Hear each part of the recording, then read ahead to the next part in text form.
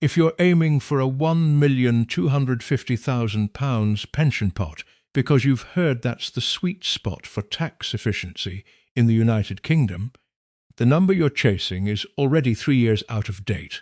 That figure comes from a calculation built around tax thresholds rising again in 2028. They don't. The freeze on the personal allowance and the higher rate threshold was extended to April 2031, and that single change quietly adds up to a £45,000 tax penalty for anyone who sails past the old target without checking the new one. You've probably typed some version of this already. Is £1 million pension enough in the United Kingdom? Or pension versus ISA, what actually changes from 2027? Most guides answer that question with the old £1,250,000 rule, built on the idea that HMRC would loosen the tax bands before you ever needed them to. HMRC hasn't. The bands stay frozen until April 2031, which means every pound your pension grows above where the old model expected pushes more of your income into the 40% band, not less. I'm going to walk through why the real stop point now sits closer to £800,000, sometimes £1 million depending on your other income, and why missing this one variable can force you to keep working years longer than you actually need to. Not because you didn't save enough, because the money ended up in the wrong bucket. If you're between 55 and 65 and trying to work out whether you've actually done enough to retire without HMRC taking a large slice of your growth, stick around and subscribe to Arthur's UK Retirement Guide. We track these shifting goalposts so you don't have to relearn the rules every time the budget changes them. Start with the number that makes this whole rule wobble. The personal allowance sits at £12,570 frozen until April 2031. The full new state pension for the 2026 to 2027 tax year works out to £12,547 a year. Subtract one from the other and you're left with £23. That's the entire gap between your state pension and the point where every extra pound of income gets taxed. £23, less than a full tank of petrol. I've watched people hear that number and go quiet. It's not a comfortable one.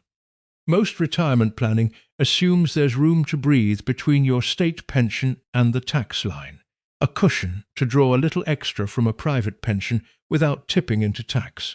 For the 2026 to 2027 tax year, there almost isn't. This is what fiscal drag actually means in practice. Your pension pot keeps growing, 5% to 7% a year if you're invested sensibly, but the tax thresholds don't move with it. The old £1,250,000 rule was built assuming those thresholds would rise again in 2028, giving your growing pot somewhere to land without spilling into the 40% band. They didn't rise. The freeze runs to April 2031 instead, and every year your pot grows against a static line, more of it ends up on the wrong side of that line. Put a number on it because the gap is easy to underestimate. Say your pension supports a withdrawal of £58,000 a year, which is roughly what a £1,250,000 pot produces over a normal retirement. The higher rate threshold sits at £50,270. Every pound above that gets taxed at 40% instead of 20%. On its own, that sounds manageable. Stretched across a full retirement, that quiet gap between what you expected to keep and what you actually keep adds up to something close to £45,000. Protecting your retirement was never really about how much your pot grows. It's about how much of that growth survives contact with the tax system once the 2031 freeze catches up with it. Think about it against something ordinary, like a council tax bill or an energy bill. Those rise most years, a little more out of your pocket for the same service. The tax thresholds are doing the opposite. They're standing still while your income, if you've done everything right, keeps climbing towards them. The freeze isn't a headline event you'd notice happening on a particular day. It's slower than that, more like a tide moving in while you're still setting up the deck chairs. But the tax trap isn't the only reason the old £1,250,000 rule is dangerous. There's a second problem, a liquidity trap, that can lock you out of your own money at exactly the moment you need it most. So if £1,250,000 isn't the right number anymore, what is? For most Gen X savers working through this now, the more realistic pivot point sits between £800,000 and £1 million in the pension. That's the level where it makes more sense to stop pushing extra money into your SIPP and start filling ISAs instead, rather than chasing a seven-figure headline number that doesn't actually change your day-to-day life once you're retired. I used to tell people to max out their pension relief no matter what, take every scrap of tax relief going and worry about the rest later. After watching how the 2027 inheritance tax changes and the 2031 threshold freeze actually play out for real people, I've changed my mind. The maths has shifted, and the old advice doesn't hold up the way it used to. The framework itself only has two moving parts. The first is what I'd call the 2031 floor. Work out your expected income against a personal allowance stuck at £12,570. If your pension withdrawals, state pension, and any other income push you well past that line every year between now and 2031, more pension growth just means more of it taxed at 40%. That's your signal to slow down. It's worth being clear about why this matters more now than it did a decade ago. 10 years back, the thresholds moved most years, roughly in line with inflation, so a growing pension had somewhere to go without much friction. Freeze them for 6 years running, then extend that freeze another 3, and the friction stops being occasional. It becomes the default state of the system for anyone drawing a private pension on top of the state pension. The second part is the ISA bridge. You need accessible cash to get you from the day you actually want to stop working to the day your state pension starts, which for most people in this age group is now 67, not 66. That gap has to be funded from somewhere that isn't locked inside a pension. Without it, an ordinary cost like a mortgage payment still due at 61, or a car that needs replacing before the state pension arrives, has nowhere to come from except an early, expensive withdrawal from the pension itself. This is where it gets uncomfortable for a lot of people. Say you've built £1,200,000 in your pension and only £50,000 in your ISA. You want to retire at 60. Your state pension doesn't start until 67. That's a 7-year gap with almost nothing to bridge it, because the pension is doing exactly what it was designed to do, which is stay locked up and grow, while the actual spendable cash sits nearly empty. This is the part the old £1,250,000 rule never accounted for. It measured success by the size of the pot, not by whether the pot was built in a shape you could actually use. A big number on a pension statement doesn't pay for a boiler breaking down at 61, or a car needing replacing at 63, or several months of bridging finance while you wait for your state pension to start. Only accessible money does that. What does this actually look like when someone follows the old advice to the letter? Let's look at what happened to one saver who did everything the standard guides told him to do. David is 56. He's built £1,300,000 in his SIPP and £90,000 in ISAs, which by most measures sounds like a retirement well handled. He wants to stop working now. He's got a home renovation to finish and ordinary living costs to cover in the meantime, nothing extravagant, just life. A new boiler, some work on the kitchen, the sort of costs that show up for most homeowners at some point in their 60s. The problem is where his money actually sits. To get the cash he needs, he has to pull a large lump sum out of his pension beyond his tax-free entitlement, and that pushes a large chunk of it straight into the 40% band in a single tax year. His ISA at £90,000 simply isn't big enough to cover the gap on its own. The tax bill itself isn't small. Pull a large amount out of a pension in one go to fund a renovation, and a big share of it lands in the 40% band immediately. Spread more sensibly across several tax years, it would cost far less, but David doesn't have a few years to spread it across. He has bills due now, and a pension that only releases money on its own schedule, not his. So David keeps working. Not for 4 more years because he lacks the wealth to retire. He works those extra years because the wealth he has is sitting in the wrong bucket, locked behind a tax bill he never planned for and didn't see coming. There are 2 paths from here, and they split earlier than most people realize. The fragility path is the one David was on without noticing, piling extra money into pension contributions for the 40% relief on the way in, while the minimum age to actually access that pension keeps rising, up to 57 from April 2028. Every pound that goes in chasing relief is a pound that gets harder to reach exactly when you might need it. The resilience path looks different. It means letting pension growth level off once you're somewhere around £900,000 and directing new saving into ISAs instead, building a genuine tax-free bridge you can draw from whenever you choose, not whenever the rules allow. And there's one more deadline coming that makes that ISA bridge even more valuable and considerably harder to build. From April 2027, the door to it narrows. From the 6th of April 2027, 2 things change at once, and either one on its own would be worth planning around. Together, they're what I'd call the double squeeze. First, the cash ISA limit for savers under 65 drops to £12,000 a year, down from the current £20,000.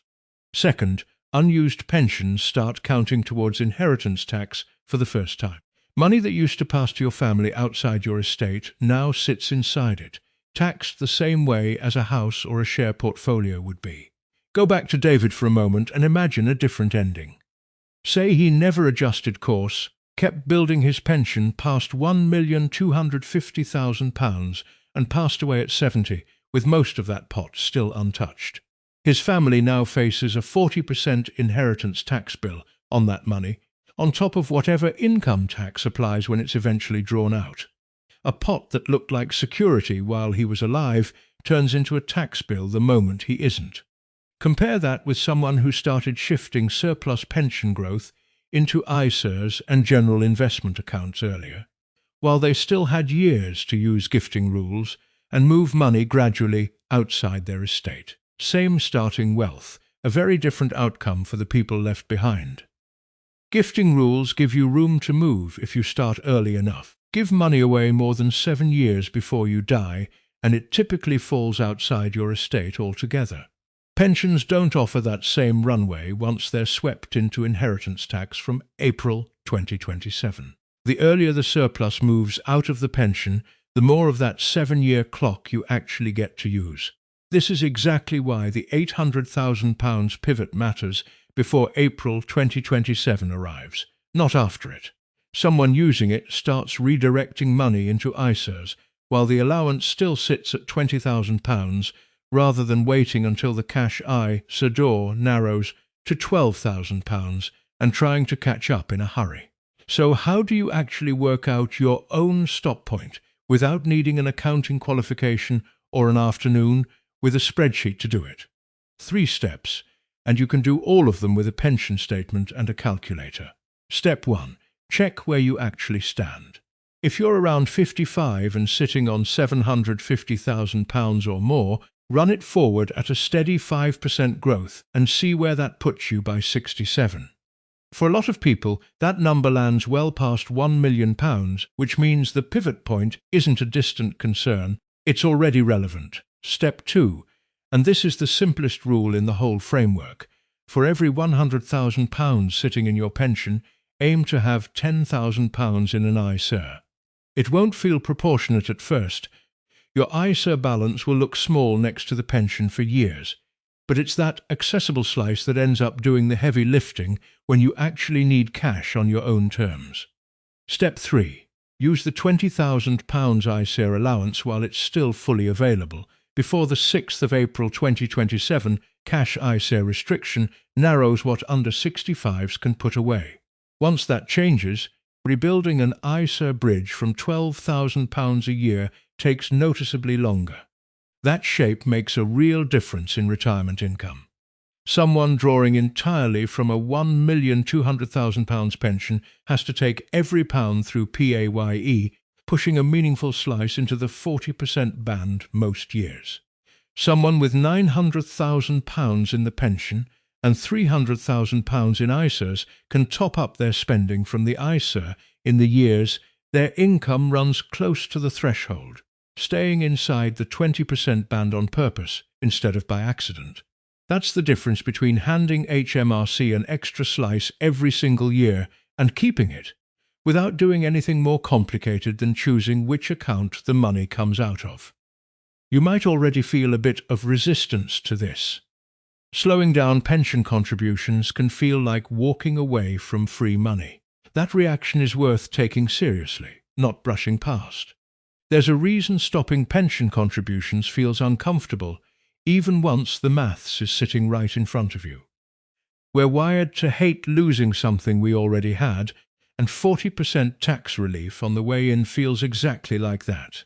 Walking past it feels like leaving money on the table. It's completely normal to feel like you're failing if you're not maxing out your SIPP every year. You've had 30 years of consistent messaging that pensions are the one true way to save for later life, and that anything less is you not trying hard enough. That message isn't entirely wrong. It's just incomplete. The shift worth making is in what you're measuring. Relief on the way in feels like a win because you can see it immediately, a lower tax bill in the year you make it.